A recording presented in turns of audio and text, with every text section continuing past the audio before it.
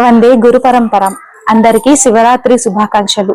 ఈ రోజు నేను మీకు కాశీ ఖండంలో నుంచి గుణనిధి కథ అనే ఉపాఖ్యానాన్ని చెప్పదలిచాను. యజ్ఞదత్తుడు సోమిదేవమ్మ కుమారుడైనటువంటి గుణనిధి శ్రేష్టమైనటువంటి కుటుంబంలో జన్మించిన అన్ని విధాల భ్రష్టుడై అవివేకిగా సంచారం చేస్తూ ఉండేవాడు. అతడు ఒక రోజు ఇంటికి వెళ్తే తల్లిదండ్రులు తన పనులకి మందలిచ్చి కోప్పడతారు అని భయపడుతూ శివాలయంలోకి ప్రవేశించాడు. ఆ రోజు విశేషంగా శివరాత్రి పర్వదినమైంది.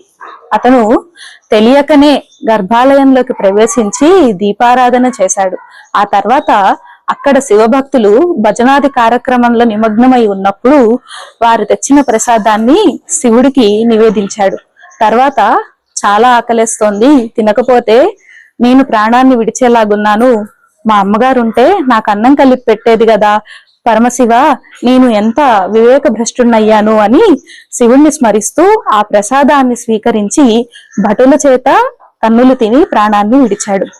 సహజంగా ఈ కథ విన్నప్పుడు మనం ఏమనుకుంటాం, అనేక పాపాలు చేసి భ్రష్టుడయ్యి తల్లిదండ్రుల మాటని కూడా పడచెవన పెట్టి హీనమైనటువంటి కర్మల్ని ఆచరించిన గుణనిధి నరకానికే వెళ్తాడేమో అనుకుంటాం. కానీ శివ సాయుధ్యం ఎంత గొప్పదో చూడండి. అంత్యకాలే చ మామేవ స్మరణ్ ముక్త్వా కలేవరం అంటూ గీతాచార్యుడు కూడా భగవద్గీతలో ఇదే అంశాన్ని చెప్తాడు.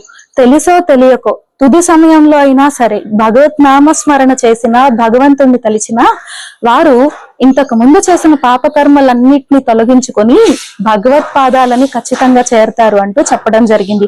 ఈ కథని కూడా నకారాత్మకంగా సూక్ష్మ బుద్ధితో చూస్తే గనక చివరి క్షణంలో ఎంతటి కష్టంలో ఉన్నా సరే పరమశివ అని తలచినంతనే వారి యొక్క కష్టాలు తొలగుతున్నాయి అని ఇందులో పరమార్థం. ఈ కథలన్నిటినీ కూడా మనం వివేకంగా భక్తికి సోపానాలుగా చూడాలి.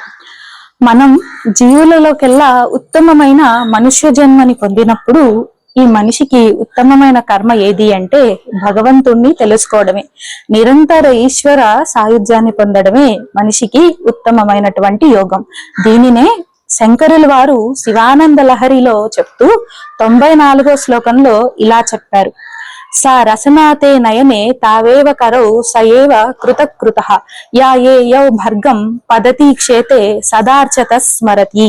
అంటే ఈ మనిషి యొక్క నాలుక శివనామం కోసమని, ఈ పెదవులు శివనామ స్మరణం చేయడం కోసమే అని, ఈ దేహం యావత్ శరీరంలో ఉన్న అన్ని అవయవాలు కూడా శివనామ స్మరణ కోసమే వినియోగించాలని, అంటే భగవంతుణ్ణి తెలుసుకోవడమే మనిషికి ఉత్కృష్టమైనటువంటి యోగం అంటూ శంకర భగవత్పాదుల వారు చెప్పారు. ఈ విషయాలన్నీ మనం సంగ్రహంగా అర్థం చేసుకుంటే ఎటువంటి పర్వదినం రోజైనా సరే తెలుసో తెలియకో ఒక్క దీపారాధన చేసినా కూడా అత్యంత శుభ ఫలితం కలుగుతోందని వీటి అర్థం. కాబట్టి నిరంతర భగవత్ నామస్మరణ చేసేందుకు ప్రయత్నిద్దాం. స్వస్తి.